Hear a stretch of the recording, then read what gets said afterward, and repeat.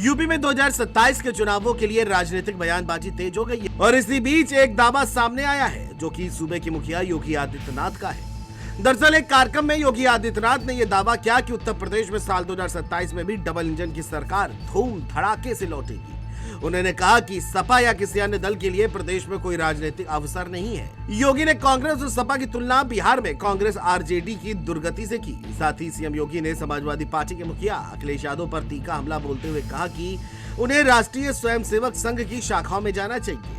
इससे उन्हें सुबह जल्दी उठने की आदत पड़ जाएगी जो 12 बजे सोकर उठते हैं। अब सवाल ये उठता है कि आखिर योगी के अंदर इतना कॉन्फिडेंट कैसे आया।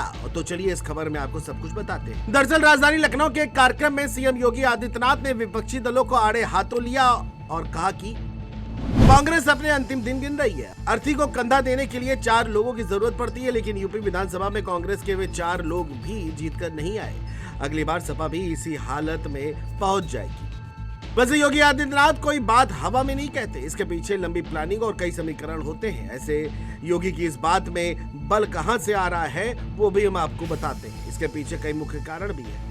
पहला यह कि महिलाओं, बालिकाओं और युवाओं के लिए योगी की कई योजनाएं जिनसे लोगों के जीवन में एक बड़ा सुधार हो रहा है। इसमें विधवा पेंशन योजना, निराश्रित महिला पेंशन जैसी महत्वपूर्ण योजनाएं शामिल है। दूसरा ये कि केंद्र और राज्य के साथ बेहतरीन तालमेल योजनाओं को धरातल पर उतार रहे हैं। इसके अलावा मुफ्त राशन, उज्ज्वला आवास योजना और एनकाउंटर माफियाओं पर कार्रवाई का राजनीतिक असर, कानून व्यवस्था को लेकर जीरो टॉलरेंस की नीति का संकल्प योगी की एक अलग ही छवि दिखाता है। महिला वोट बैंक पर फोकस, युवाओं के लिए नौकरी और रोजगार का नैरेटिव पर काम करना। इसके अलावा हिंदुत्व को लेकर के योगी का जो विजन है उससे भी एक मजबूती योगी आदित्यनाथ की यूपी में देखने को मिलती है।